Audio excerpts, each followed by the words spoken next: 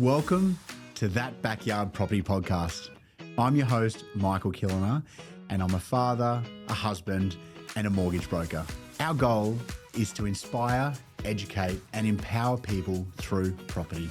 Whether you're a first home buyer, whether you're looking to upgrade or downsize or invest in property, then we're here to help you. Each week, we'll have a special guest that's an expert in their field, and they'll guide us through all of your questions that you might have, plus a lot of other information.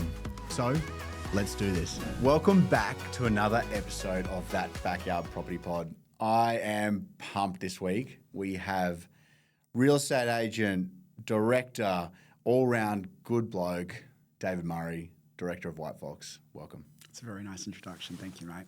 It could have gone on for longer. It could have definitely gone on for longer. Welcome. I'm super pumped. We for context, we met a couple of weeks ago through a mutual friend and client, and as soon as I met you, I was like, this is someone I want to get to know. So it was Architects and Heroes in Subi. It was, yeah. And we were just saying off camera that we actually met in August 2023. Yes. In a slightly different setting. In a different setting. And for the listeners out there, David is real estate agent and a director and a director of a company that has kind of taken Perth by storm a little bit. It's almost exploded onto the scene where you've grown and you've learned a lot by growing, and we'll delve into that. But talk to me about that backstory. That's an interesting one. We've been in business for, what are we now, March 2025, so 14 months, going on 15 months. We really started to run the operation from November 23. So left our previous employers, Marty flew over, we got a site on the corner of Churchill and Rockaby. As soon as we saw the building, it was like, yeah, this is the one. I think it was an old bank. Yeah. Heritage listed. Really, really cool. And I think being on the upper ground is awesome. Just like just the street presence of the building was from the get-go like, yeah, that's the one. Yeah.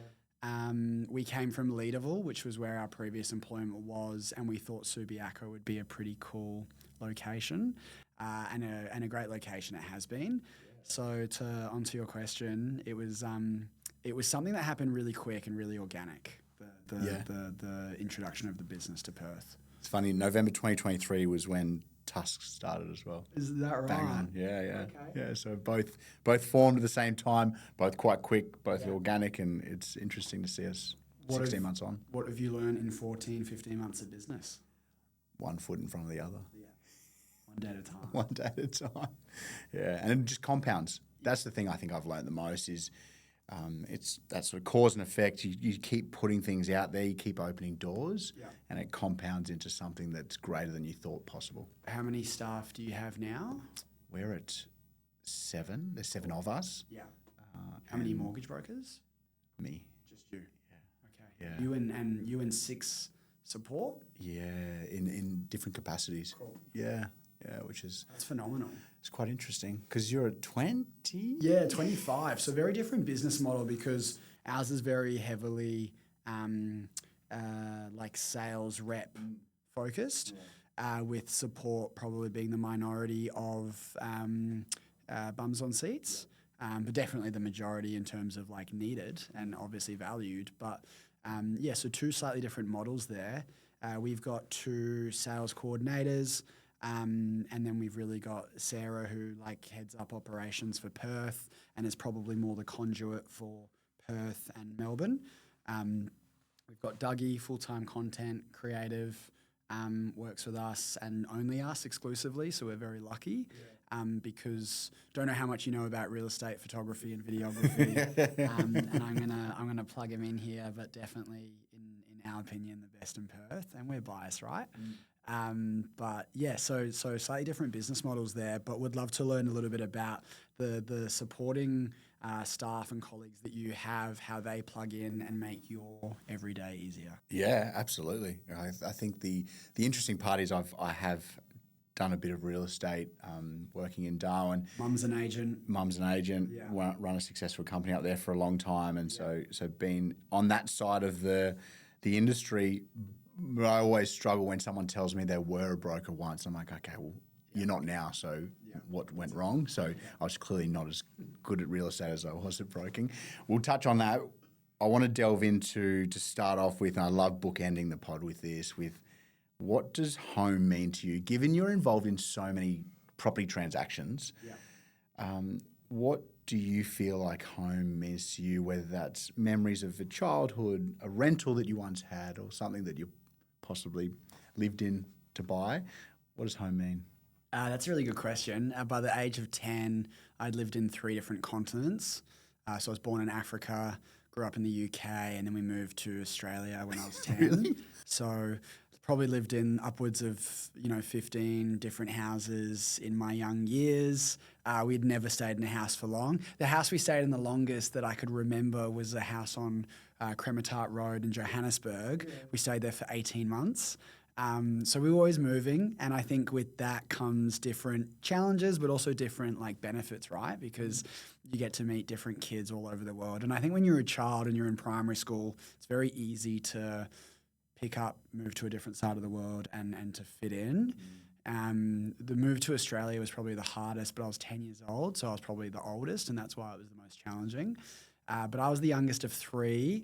And mum and dad still together, so I was very, very lucky. I had a very good upbringing. And I think, to answer your question, home to me, I identify as South African. That's the fire in my heart and in my belly that I always refer to as my identity. Yeah. But I think home is where, home is a funny one, because you sell a client's house, you see the emotional attachment they have. Like Dan and Pat to Wilding Street, you see the emotional attachment they have. And I see this with vendors on a weekly basis. They accept an offer. Sometimes the price is totally irrelevant. Yeah. It's about the emotions and the memories that they're effectively walking away from in their mind, but you're never really walking away from those memories. So in a very convoluted way of answering your question, I think home is just about the memories and the experiences you have in any one place at any one time. Must be quite interesting for you in reflection then, because if there were so many physical homes, you've still only got one home really to you, and that's obviously family and those loved ones. Do you think that changes what you look for in the future in terms of where you want to settle down? Because maybe having roots in a location isn't as important as creating something for yourself. Yeah, I think, this is probably a bit embarrassing to admit on camera, but I think for me, nothing feels like home as much as my folks' home. Yeah. So I think going home, seeing mum for dinner, seeing my gran, dad lives in Papua New Guinea, but when he comes home and we have a braai or a barbie and we sit out the back and we're in the pool, you kind of get that childhood nostalgia of okay, this is home. Yeah. So I think now that I'm getting older, I don't have kids yet, obviously you do. I think I'm starting to value being closer to parents and family than maybe what you necessarily value in your early 20s, mid-20s. So, I think to try look forward, I think it would always be where are mum and dad going to be? And how do we now enter that phase of, they've spent the last 30, 40 years taking care of us. How do we now get to a point where over the next 20, 30 years, we make sure we take care of them? Yeah. The memories and the nostalgia are so true. My parents are in Darwin, in the same home that I grew up in. Were you born in Darwin? I was born in Darwin. Okay. So was mum. So there's a bit of history in Darwin. And going back there, so I took my 4-year-old back there for Australia Day. And taking her there was just dad-daughter trip. She reminded me every day that she wished mum was there and not me, but that's all right. And we're there, and I was taking her there, and there's these moments now where you kind of want them to experience the same thing that you did because you cherish it so much. Yeah. And that's really cool. So now I'm seeing my daughter play in the same pool that I played in at the same age, and you're like, this is really cool, really creepy, but really cool. I know what you mean. It's special. And to further that point, I did 1 year of primary school in Australia. It was at Springfield Primary in Callaroo on Bridgewater Drive. And then I did every year of high school at St. Mark's and Hillary's. And I just bought my first house on Clevedon Place in Callaroo. And when you walk out of Clevedon Place, you are at Springfield Primary. And when you walk down the road and across the park, you're at your high school. And I kind of bought the house without thinking about either of those things, and settlement's on Wednesday. I kind of went back the other day and was a bit sneaky. The owner lives in International. They're in the UK, so kind of looked left and right and went through the side fence, knowing that no one lives there. And understand that that's trespassing, but just thought I'd take care of my soon-to-be property. So I walked out the back and had a moment, and I drove back through Callaroo, and I was like, oh, I went to primary school here, and my high school's there, and my parents live 7 minutes up the road. Do they? It's funny how I made the biggest financial decision I've ever made in my life based off a 10, 20-minute viewing of a house twice. And then I realized I've come back away from work, away from most of my friends that have now moved on to the city, and I've come back closer to where like mum and dad are and where I went to primary and high school. And that wasn't a thought, but you can't tell me that there was no subconscious, affiliation there. Yeah, a bit of safety, a bit of security in there. Absolutely. As well. Yeah, 100%. Real estate is at the core of your life. Yes. And I was just thinking then, and I obviously didn't. I became a broker about 8-9 years ago now, so real estate is quite a fair way behind me. But one thing I struggled with when I was a real estate agent, because I'd love to go down this path as well, is that when I was meeting people, I struggled to tell them what profession I was in, and I struggled to differentiate myself from Michael the person and Michael the real estate agent. How do you go about doing that as David the person and David the real estate agent? It's a really good one. It's a really interesting question. I probably don't. Differentiate the two. I got into real estate when I was 17, right? So when my mechanic was servicing my car, and I was at UWA, I was doing macro and microeconomics, and I come from a South African background where mum and dad didn't get that opportunity to go to uni. So it was kind of always ingrained in us, you'll go to university, you'll get the piece of paper. And I'm very appreciative of that. I think that's a great responsibility to take ownership of, especially at that age of 18, 19. You don't really know what you're doing. And you've got autonomy for the first time in your life, because at school you kind of just get told what to do and you do it. You play sport, and then you find out what alcohol is, and you start, going out drinking, and life changes a little bit. All your friends go in different directions. And my mechanic was servicing my car, and he said, oh, what are you doing with yourself? And I said, oh, I'm at uni, but I'm doing free experience work for a real estate agent. So I used to work in a suit clothing store called YD in Whitfords, and a real estate agent came in one day and he was looking at a suit. I didn't know who he was and he didn't know who I was, but I was asking him some questions, and he said, you want to come do some experience work with me? So I did a bit of experience work with him, and I was telling my mechanic this, and my mechanic said, oh, well, my wife is the bookkeeper of a Realmark office in Gwelup, Realmark Premier at the time. You should get chatting to one of the agents there. So we did, and started working for him for 3-4 years. And, it's probably been, I'm 27 now, so it was 9 years ago or 8 years ago, sorry. And I think that the identity that I've had for my whole adulthood has been David the real estate agent. Yeah. So, and it's nice because now we're getting to the stage where we're late 20s, so a lot of my friends are starting to buy. A couple of them are starting to sell their first property, which, is a massive achievement for them, the ones that took the plunge in 2019, 2020, and bought really early, and now they're going on to their second asset. And it's really nice because probably when you're a real estate agent in your early to mid-20s, you probably lack credibility. You're still young, and you haven't necessarily been around for a while. But then I'm in this really fortunate position where I'm still relatively young compared to the rest of the industry, but I've had probably more years of experience than most of the industry. So it's nice. And I think if you're authentic to the person that you are outside of work, clients either resonate with that or they don't. And I mean, Dougie's known me since 2018, so that was 7 years ago, so I was 20. And I think you just learn when you're an agent on your own, you go into an appointment, you try be this, you realize you're probably going up against the market leader in that suburb or whoever has the monopoly. And you're so heavily focused on who do I have to be to beat the opposition? And you lose business. In my first year of real estate on my own, I would lose a lot more business than I would get. And you'd ask for feedback and everyone would go, oh, you were really nice. Thank you for the time. The other person just has sold a lot more in the area. And then you realize, like, why am I going into appointments trying to beat someone who I have no control over? Why don't I just go be unapologetically myself and professional? And that client will either really resonate with you or they won't. And if they don't, you probably don't want to do business with them anyway. Can you remember that moment? Because that's a very, very important moment in your career. Yeah. That moment. Yeah. Do you know when that was? I'll tell you when it was. I have a little bit of a reputation in the office and probably somewhat in the industry of like I dress very casual. So I'm dressed up today.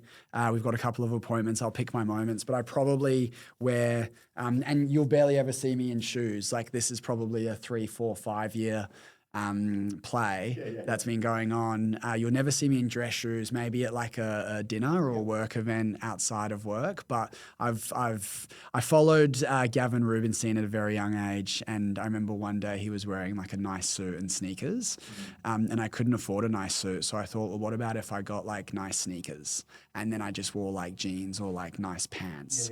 So I think the moment for me was I kept apologizing to people. I'd rock up to final inspections or I'd do a private viewing on a Sunday and I'd go, hey, sorry, I'm just in jeans and a t-shirt. And people would go, no, don't worry about it. We actually prefer it to a suit. And then I'd go, okay. And then this was probably 2021, 2022. And then I remember wearing a cap once, running shoes, shorts and a t-shirt. And I was meeting someone to sign off on a listing authority because they were the power of attorney. And I remember I apologized and I said, hey, I'm really sorry. I've just got to run after this. I'm going somewhere. And she said, don't be sorry. You're human. I remember being like, oh, that's really cool. And I remember like I kept asking people at home opens, hey, when someone's wearing like a double-breasted suit with a tie, they're like, oh, it puts me off. And we're in Perth, right? Like we're a big country town. Darwin, I'm sure, would be the same. It's probably different in the eastern suburbs of Sydney. But I kept trying to like dress down where I could. And I probably challenged the status quo a little bit. I started rocking up into our old office. And I remember someone said something to me. And I said, hey, do you think it's a problem that I dress casual? And he said to me, you can dress casual if you're doing numbers and you're writing business. But as soon as you're not selling or listing property and you rock up into an office that's corporate in jeans and a t-shirt, that's probably an issue. Yeah. So I always kind of thought, as long as you're being a good person and you're writing business and you're listing and selling property, you can wear whatever is authentically you. Do you think that's then starts to become that moment of David, the real estate agent, going to or going to listing presentations as you rather than 100%. Trying to beat someone? 100%. I'm dressed like I want to be. Yeah. I'm going to act like I'm comfortable. Yeah, I'm comfortable. You know, and like this is it's cultural appropriation, right? Like I grew up and you shake a man's hand and you kiss the female on the cheek. That's how I was brought up. And I remember doing that for my first few appointments with a client who I'd sold for, and I felt that was appropriate. And then it's amazing. You just like grow into this like professional skin that is just more and more you and less a professional skin.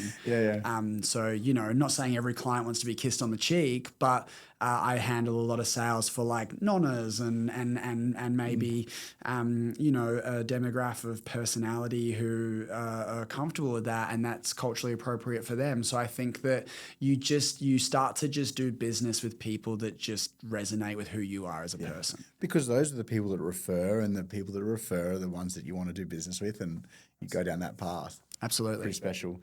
White Fox. Yeah. How, why, when? Well, we know when, November 2023, but how, why? I'll go with why first. Was it a brand who had a lot of credibility in Perth? You know, typically selling more around the North Perth inner city suburbs. The brand that I was at was Realmark, and they were a very good household name. Had no issues with where I was, and you know, the employer was very good to me. I think that Marty and what he has built was something that I'd looked at and really looked up to since being a young age in the industry. Dougie was in the office with me back in 2018, and he remembers the story better than I, but I think the recollection is I brought him over and I showed him a video, and I said, you know, this is quite a cool way to market a property and very different. And I remember a friend had called me and I was outside I think it was the North Shore Tavern at Whitford's, funnily enough. Yeah. Shock horror. And he called me and I was in my little Holden Astra. And I was leaving. We had just had a beer after soccer, and he said, "Hey, there's this company in Melbourne that are like wearing polos and they're not wearing suits, and you know, the guy that heads up the business is a great auctioneer, and you know they're just doing things really different." He said you should follow them and you should go look at like their content. This was really before Instagram had taken off. But he said you should go follow some of their podcasts or some of the conversations that Marty is having with other people in the industry. Yeah. And it was really polarizing, and you either love it or you don't. And I think if you're very traditionally minded real estate, you probably don't resonate with it. If you're a bit more progressive and open-minded and creative, you do. And they just went from strength to strength. Like they opened up in New Zealand. We were the first office outside of Melbourne for Australia. Really? So New Zealand had opened just prior to us, but we were the first interstate office. And Ryan, my business partner, got chatting with Marty through Instagram. And I think he said, "Would you ever come to Perth?" And Marty said, "Fuck no." And then they kind of laughed. They got on a FaceTime. And then I think the two of them really hit it off. Their energy was good. Their energy was very similar. And Marty will tell people, that he didn't come to Perth for the location. He came because probably the confidence he had in that FaceTime with Ryan, and the admiration he had for Ryan's probably ambition to bring it here. And he had been approached by many people beforehand, including people in our office now, about would you come and would you do this? And for him, it was never the right time. From what he's led me to believe, it was just, right person and then sliding door moment. So Ryan gave me a tap on the shoulder and said, "Hey, I'm going to do this and I'd like you to do it with me." And I was sitting in my rental. I was renting a little 2-bedroom apartment in Trigg that you couldn't swing a cat through. It was like 53 square meters. And I remember FaceTiming Marty. And the first time I FaceTimed Marty was with a group of other guys.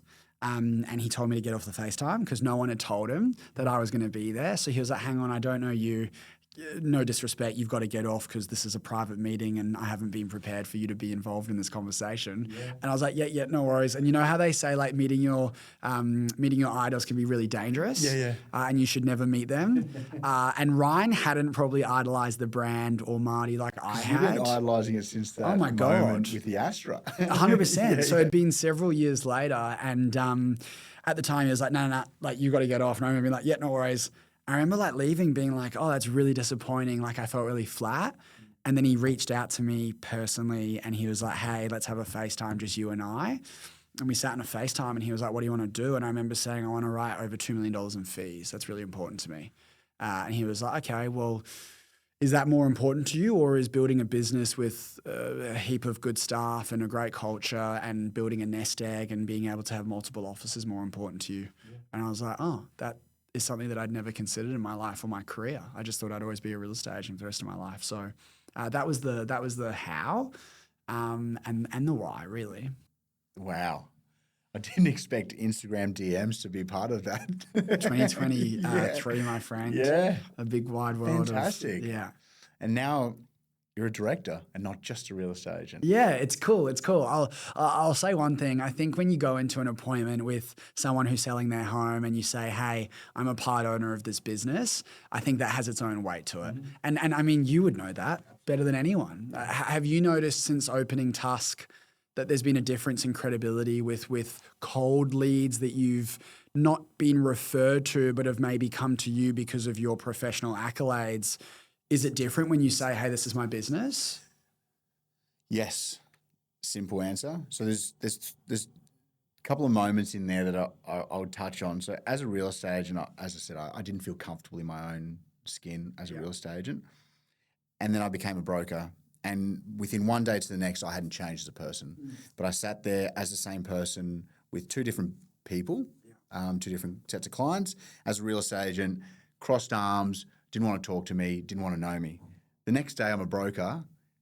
Show me your credit card statement. Show me this. Yeah, here's your credit card statement. Here's this. And I was thinking, hang on a second. My title has just changed. I'm the same person, yet you're so open with providing me information. That's the first sliding door moment. The next one is becoming a director and owning a business. And all of a sudden, people turn to you for advice as well, more so than they did before, because they're not just looking for advice on their finance or their structuring or how to buy a home. They're looking at, how do I run a team? How do I lease a property? How do I do all these things as a business owner? Completely changes the conversation. Completely changes it. How do you find, there's no golden bullet, but how do you find conversations between staff members and their needs compared to clients and their needs? What would you say is the biggest difference in how you approach those two? Probably exactly the same. Cool. Not even probably, exactly the same. Yeah. And I think it goes back to that person that said to you, you're just a human. Yeah. Not just a human, you are a human. Yeah. And you've got your own needs and your own wants. And I think the clients are incredibly emotive in our industry. They're either buying or they're selling through you, or they're needing my help to buy. And they're enormous transactions. They're so big and there's so much emotions involved. And also on the flip side, you've got staff that are going through their own life journey and their own issues or problems, whatever it might be, and you're kind of dealing with it exactly the same way. And no two people, and this is the thing, right? Like the one thing I love about our job, and someone asked me a while ago, like, you're passionate about, it was my best mate. My best mate's an environmental scientist. He works on Barrow Island. His name's Dingo. And he's a human? He's a human. Yeah. He's a human. And he said to me, he was like, hey, you love what you do, hey? Like, you're really passionate about it. And I was like, yeah. And I was like, you don't love what you do? He was like, oh, I know that I want to be in this field, but he's an outdoor body. Like, he wants to surf and he's never traveled and he wants to do those things. And, I want to go on holidays in the future, but I don't want to leave this. Like, I love this. Yeah. And I was thinking about how lucky we are to have a job where I think it kind of goes back to what you said before. People put a lot of trust in you. And with that responsibility comes a great deal of like value intrinsically. Mm-hmm. So like, put the money aside, put all the benefits aside from like a financial point of view. You are in a role where, like there's good things and bad things, but you get to be involved with people upsizing because they've had their first baby, or maybe someone selling off an asset because they've lost a family member. And it's always a really emotional process, and how you deal with this and how David Murray deals with this and how Doug Terry deals with this same situation will be three different campaigns. Yep. And no two houses are the same. And I think you'll agree with me when I say this, it's not about the asset or the fact that it's a 4x2 fully renovated with a swimming pool and Karen up. It's about that it was, Joe and Jack Sally, or, whatever the client and their situation or needs are in that point of time. I had someone call me this morning. I was at a private viewing in Perth City. She called me and she was crying. Their offer has fallen through with their current agent. They're out of contract. They've bought another house. They did a bridging loan. It's really expensive. They've settled. They now have 2 properties. They're still on stage this. And I was referred in from an appraisal I did in Doubleview. And the appraisal I did in Doubleview, I was like, I'm not getting that business because that particular client didn't resonate with what I was saying. Mm. But 2 hours later, I get a phone call from her sister-in-law saying, hey, I've just been referred to you from my sister-in-law. She said you can help me. Can you come over today at 4:30? Yeah. I was like, hey, I can't come over today at 4:30. I can be there tomorrow at 4:45. And she cried on the phone. And this was literally a couple of hours ago. And I just thought, how much of a privileged position are we to be in where this isn't a job, but this is like for me, this is a lifestyle. And you've got to be with a partner and you've got to be on the same path with someone that understands that, because this isn't the kind of job that when you close the door at 5 o'clock and you go home, you turn your phone off. This is something where, and you would know this, if someone's trying to buy a house and it's a Sunday morning at 8 a.m. and they need to ask you if you can reduce finance from 28 days to 14, otherwise they're not going to buy the house. If you don't pick up that phone call, or if you're not available to their needs at that point in time, that can actually affect their ability to make a decision that could affect their life. Completely affect their life. Yeah. And it's the same reason you answer the phone if Dave Murray calls and I've got a message a half an hour before from a client saying, I've just made an offer, the agent's going to give you a call today, can you speak with them? Talk with the agent, hey David, and you say, look, there's 5 offers on the table. How confident are you with the finance? Because 9 times out of 10, if the application or if the contract doesn't go ahead, it's because of finance. And you as an agent need to be confident when you're sitting with a vendor that you have confidence in the finance being approved. And so that call on Sunday, I've got to take it. Yeah. I just have to take it. And I hope you don't mind me calling you out on this. To me, it's a sign of your credibility, and it's a reflection of who you are as a professional. But we were speaking off camera about the first phone call you and I had in 2023 was that someone wanted to make an offer on a property with me. I contacted you because we had multiple offers. And they weren't someone that you felt confident would get their finances in the timely manner. And I'm sure you may have helped them in a different situation. I'm sure that's a minority for you. I think you said that was the first time that's ever happened.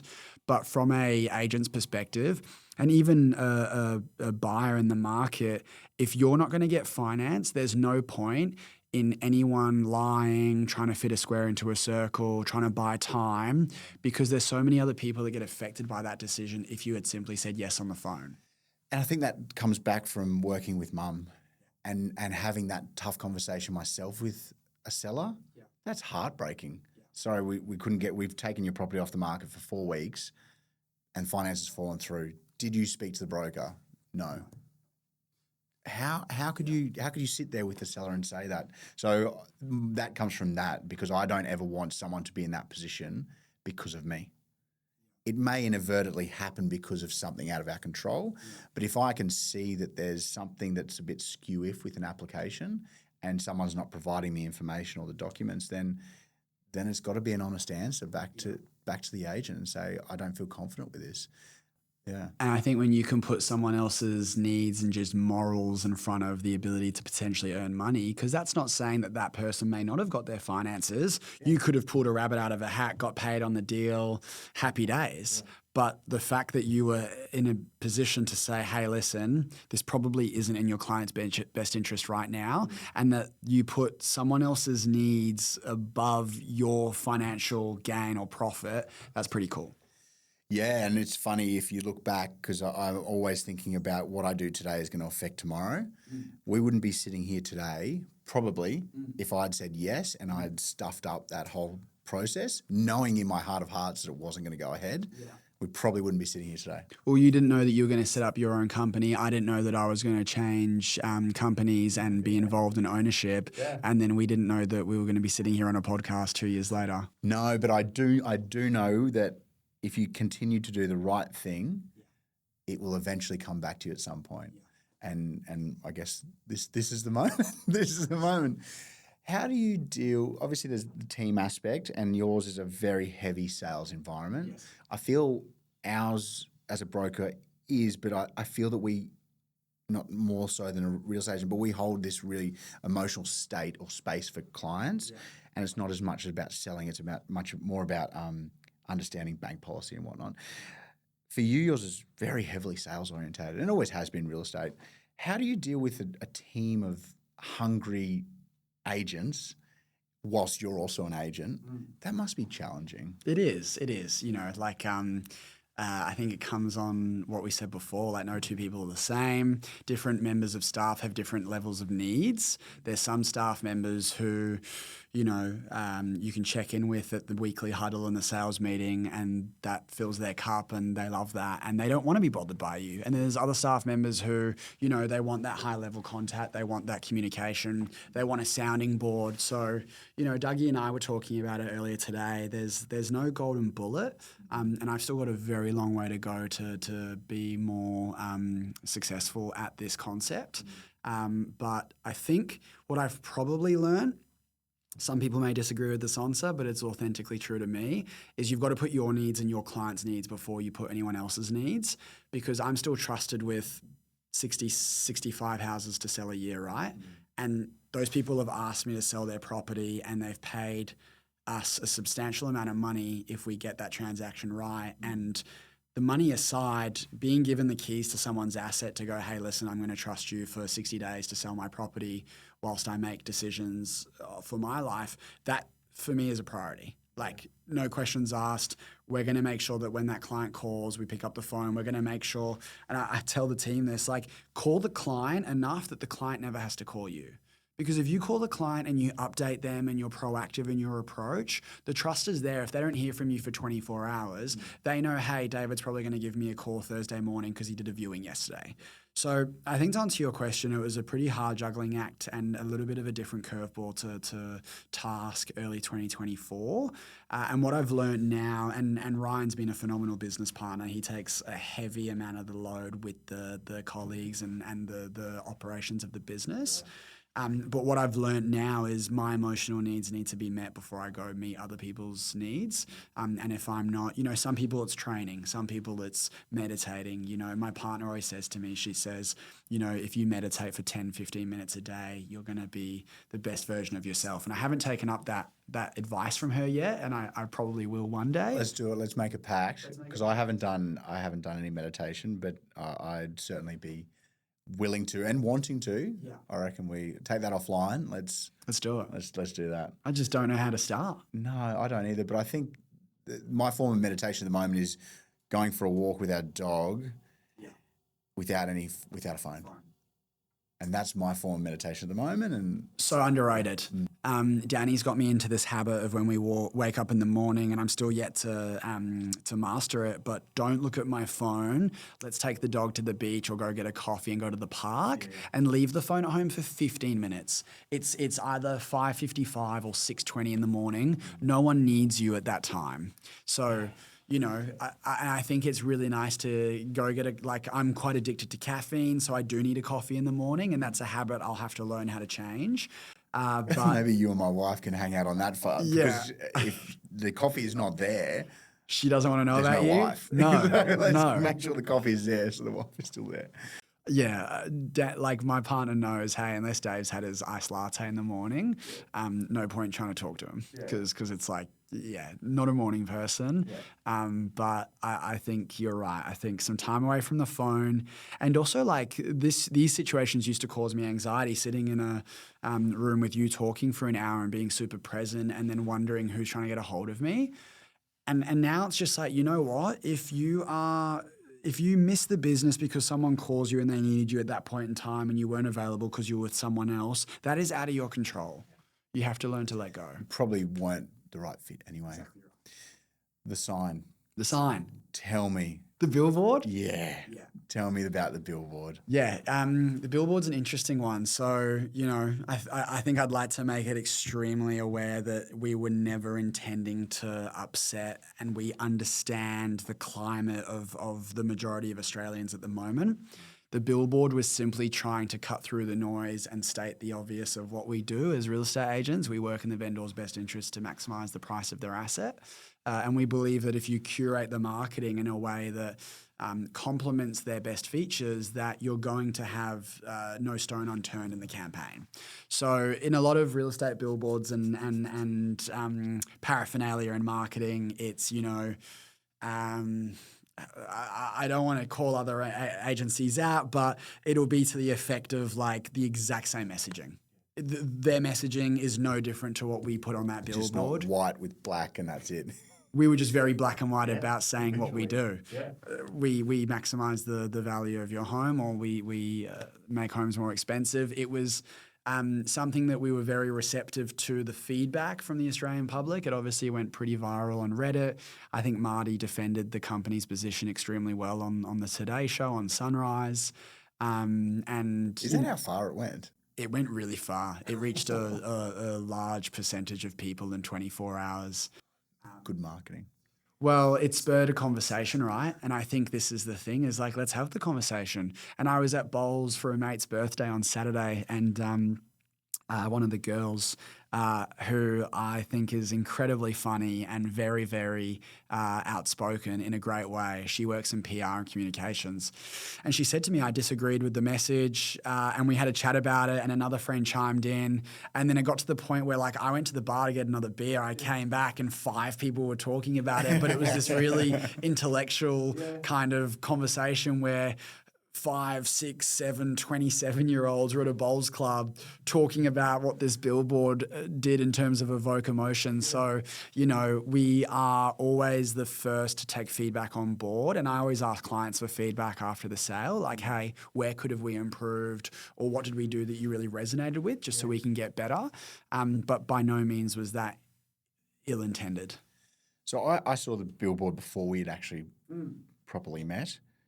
I loved it personally. Maybe not necessarily the messaging, but the intent behind it, because I feel that you're just showcasing what you do well. And that's what we're all actually trying to do. It was just a very direct way of doing it, which I like, because you're always exploring ways to do that. So I start this conversation off with, I really liked it, and I thought it was a great message and a great way to do it. Meeting you for the first time and asking you about it, because I was just intrigued. Seeing you talk about it with a bit of pain was not what I expected, because I could see that it had actually affected you in a way that you probably didn't realize at the time. And so then you go, well, those things you wear quite personally. How do you deal with that? Because it becomes a personal attack, especially you're at a bowls club, there's 6, 7 people there going, why did you do that? You're like, well, because I'm a business owner and we're just trying to explore. But personally, some of that stuff hurts. Yeah, and I think to your point, the most challenging part was probably the differing of opinions within the office. And I kind of, to cut through the noise, was like, guys, we all joined this brand because we believe in its marketing. We believe in its values. We're all, I believe at the core we're all good people. Otherwise, we wouldn't have been sharing an environment for 12 plus months in an office space. So I think you got to dig deep and sometimes realize, like, hey, just because that's the message that we put out to the marketplace, and just because people disagree with it, I think everyone needs to be liked, right? And a lot of people, I think a lack of character, and I used to fall into this category, is feeling the need to please people all the time. And I think it's actually really cool when you puff your chest out and go, you know what, you disagree with my opinion, I disagrey with your opinion, but we're not going to change our opinion on one another because of it. And I think that the confliction was because we didn't want the Australian public to feel upset or ostracized. But then you look back and you reflect and you go, you're not responsible for how people respond to a statement. And I asked a plethora of clients when that came out, how did this make you feel? And what was your response? And the majority of feedback I got from clients was, mate, we know you, we know the brand, we know the business, and we have confirmation bias because we like you guys and you're representing us. But the people that I asked who purchased off me, I was really pleasantly surprised by their response. They were like, you work for the vendor. Your job as the agent is to get the vendor the best outcome. And yes, the climate right now may be challenging for a lot of people in terms of home ownership, and to those people we absolutely understand that what you're going through is there is a housing crisis. But I think, like Marty said, it's not necessarily people forget that. I remember when I got into real estate, it was 2017, 18, people were selling for 20-30% below what they paid. Landlords were having to sell assets or declare bankruptcy because their rent, or they couldn't even find a tenant.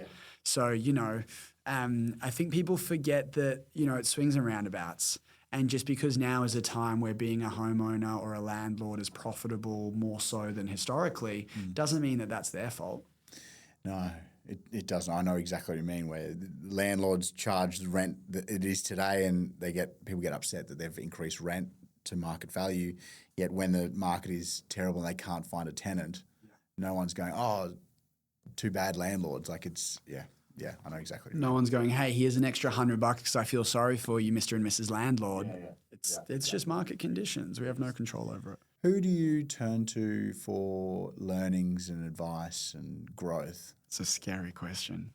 I got told once upon a time that I looked at too many people. And I agree somewhat but disagree somewhat. I think it comes down to your personality. I don't have one person who I would say, my best mate who I mentioned before is probably a huge... Yeah. probably a huge sounding board. I've known him for 25 years, since we were 2 years old. We grew up in the UK together and they moved out to Australia shortly after we did. So I think when someone has known you for the majority of your life, they're a pretty good sounding board on your character.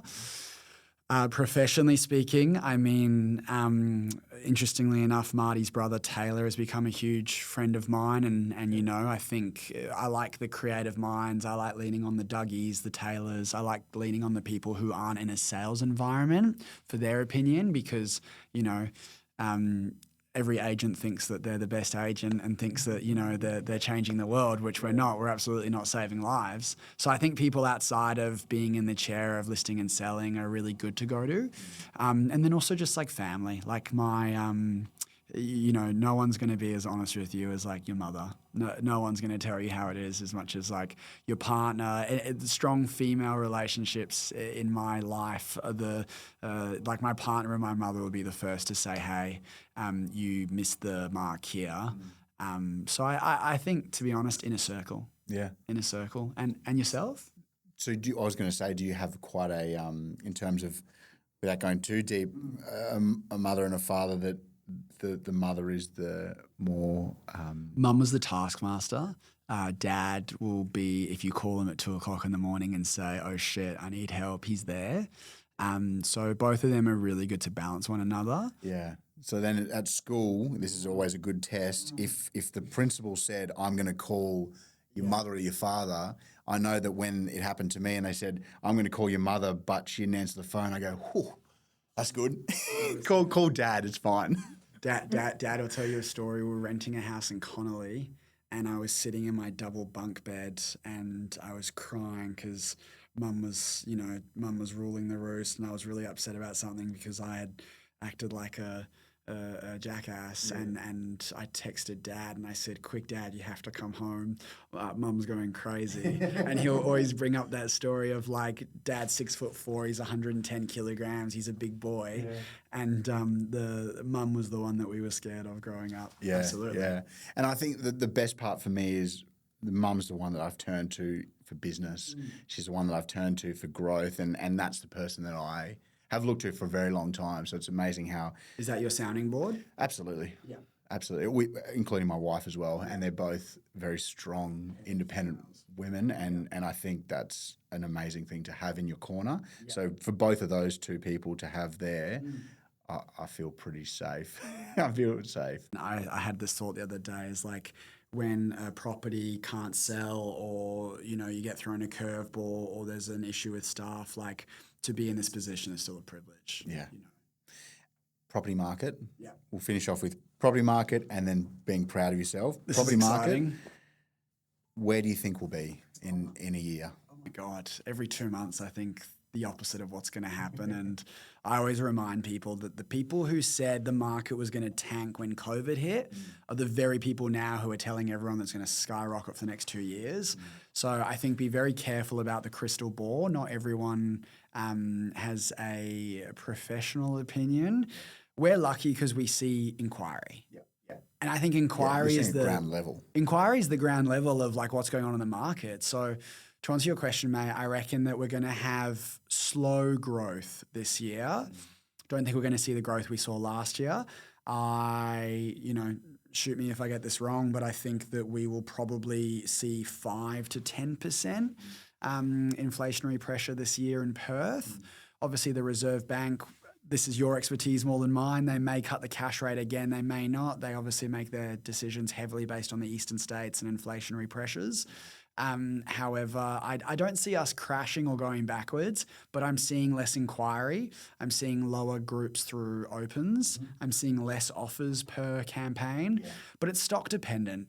It's definitely stock dependent. For first level buyer market, 600 to 900, I'm seeing that slow down a little bit. Anything 2 mil plus, I'm seeing slow down a little bit. But 1.25 to 1.75, if it's priced appropriately and there's good present, exactly right.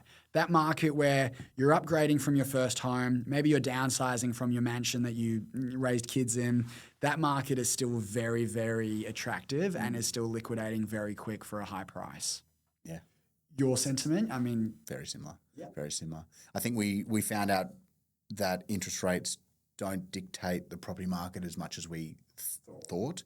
And so 13 rate hikes, yet a strong buoyant property market didn't align with the original thought. And so I think you get 1 or 2 rate cuts. There was this sentiment last year that rate cuts were coming, buy now because it's going to go crazy when rate cuts happen. Isn't the case. And it makes a very minimal difference, to be honest, on your borrowing capacity or your repayments. So what did you tell me about, you gave me a really interesting statistic that the recent cash rate will decrease your mortgage repayments on a $500,000 loan by like $70 a month. It's not going to change your purchasing decision. And it would increase your borrowing capacity by maybe 15, 20 grand. Yeah. So it doesn't make a huge, you see 3 or 4 rate cuts come through, but I don't believe that's going to happen. So I agree with you in terms of this much slower growth. You just can't go at 20, 30% anyway. Talking to Rowan Powell around the buyer's agent area, and he's seeing a big disconnect between sellers' expectations and buyers' expectations. And so when they're vastly different, the seller generally will meet the buyer's needs. So I feel that that's probably going to happen. And I'm certainly seeing more of our buyers getting their offers accepted at the first time or second time rather than the 10th time, which tells me a little bit about what's happening and what's moving. Yeah, and I think what you'll find is December 2024 was an absolute pinnacle of fatigue. I was getting no one through opens for great assets. Took them off the market in December, relaunched them in the first week of Jan, and multiple sold. I think December hit last year and people went, I'm over this. I've missed out on 6-7 houses this year. I'm going on holiday and I'm prioritizing my family. Yep. Yeah, I absolutely agree. Absolutely agree. I've loved this. I really get energy when I talk to you, and I think that what you're doing is fantastic, and I'm glad that we met. So thank you, Danielle. And Pat, I guess, but Danielle primarily. She sent me a message, said, you have to meet David. I said, sure, I'll meet him. Called him. Hey, I'm not a broker trying to find business. I just want to chat to you. You're like, oh, that's a bit weird, but sure, let's talk. I loved it. Yeah. Usually it's like ding, ding, ding. Hey, what can we do to catch up? And I get it, like, all respect to buyer's agents. I get it with buyer's agents every week. It's like, hey, can I catch up with you? And it's like I've got a lot of respect for a lot of people in the industry, but it's like when someone calls you because they want something and you don't know them, it's a very different climate. When you called me and you were like, hey, I'm a mortgage broker, but actually, like, I'm not calling you for a referral. I'm calling you because, like, I want to get to know you, and Danielle said that we would get along really well. It's like, oh, that's really cool. Yeah. That's really refreshing. Let's catch up. Yeah. So I've loved this. I expected to do great things, and whether my mum and your mum listen and that's the objective, then I reckon we've done that today. Thank you, Mum. I love it. Thanks, Mum. I love finishing this off with talking about being proud of ourselves. Yeah. I don't think we go into being proud of ourselves enough because of our tall poppy syndrome. Yeah. And I feel that we all do such fantastic things within our life that we don't get to talk about without sounding like you're boasting. What are you proud of professionally, personally, over the recent events or further back? What are you proud of? Professionally would have to be like taking a punt. I think it got to so I re-entered the industry in March 2021 from a short sabbatical away, but never had been an agent on my own, and had lost a lot of confidence and thought clearly this isn't for me just because of the lack of confidence. I came back into the industry, and I was in the industry for 8 to 12 weeks. And the boss at the time said, hey, we're moving you on to commission only. You're no longer on the MITRE. You're not on your retainer. Yeah. And it was like, cool, sink or swim. And that was within 8 weeks of entering the industry, and never looked back. So that was something that I was really proud of, to be able to like get thrown in the deep end and just make it work. And then fast forward 3 years and then be opening up a company of a brand that I'd idolized for, however many years across Australia, and bringing it to Perth was really cool. The trust that the staff put in us to work alongside. Professionally, those accolades, I think the growth is the proud moment. Personally, I got a beautiful dog and a girlfriend, and we just, bought a house. That's pretty cool. But I like the idea of spending the next couple of phases of life giving back to mum and dad. And I think the ones that have, they moved 3 different continents for us, for our lifestyle, for our safety, for our future. I think it's now up to us, their 3 children, to go, hey, you know what? We're going to make sure that you get to see out the rest of your journey with freedom and some financial assets that hopefully you can be comfortable with and enjoy life. Pretty special. It's amazing what you can achieve in 3 years. I'm just thinking, if I called you in February 2021 and said, hey, you're going to be doing this in 3 years, you would have gone, fuck off. Not a chance. Not a chance. Yeah. So very special. You get to sit down with, I'm the 16th guest, so thank you very much. Yeah. You get to sit down with some pretty interesting people. 16 podcasts later, what's one thing that you've taken away that will influence how you live your life? Oh, that's good. It's really good. I think the biggest thing I've learned is that we're all humans trying to find connection. And talking to people from different backgrounds and talking about things from the heart, I find connection in that. Yeah. And I don't truly care about the amount of listeners or who is listening, because I'm getting a lot of growth from it. Yeah. So what I've learned is it's incredibly difficult. Lucky Ben does all the editing and does everything in the background. So shout out Ben. Shout out Ben. He's amazing. Podwave Studios. I feel that it's connection with humans, and I feel that sometimes I actually don't get the chance to connect with humans as much as people think. We deal with 90 clients on the go every day. It's a lot of clients. It's a lot of people that expect you to know their dogs' names, and so I feel that, yes, I talk to a lot of people, an incredible amount of people, but some of those, you generally don't get to that deeper level. And so what I've felt in this is that, as you said, you've got an hour of being present with one person, and for that I'm really thankful of. So I reckon that's the bit that I haven't learned that that's what it is, but I feel that's been the positive outcome from it all. Credit to you for taking the time outside of your very busy life to get to know other human beings and try to share ideas. It's pretty cool. Whether it's, as I said, both of our mums listening, then that's cool. The 4 of us can listen together. Thanks for coming on. I've loved it. And thanks to Dougie, the man that's been sitting here and been referenced the whole time. So thanks, mate. Thank you, Dougie. Appreciate both of you for coming in, and can't wait to release it. Cheers. Thank you so much for listening and being a part of our community at That Backyard Property Podcast. We would love it if you could like, comment, or even share with a family member or a friend that might get something useful from today's episode. We can't wait to see you again next Tuesday.